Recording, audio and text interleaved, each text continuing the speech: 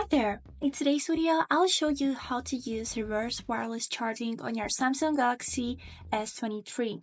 Let's get started. So as a first step, we would need to open Settings, here scroll down and go to this tab which is named Battery.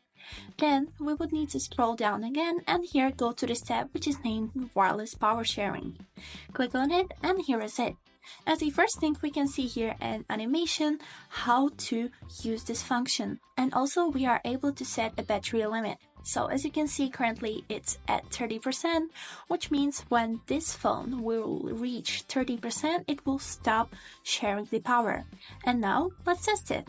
I'll enable this function and then rotate my phone like this, and on this part we would need to put another device that we would like to charge. So I got here my another phone, as you can see, and I will put it on this part. And as you can see, it's working. Now my second phone is charging from the power of first phone. And this is it. I hope this video was helpful for you, and thank you so much for watching.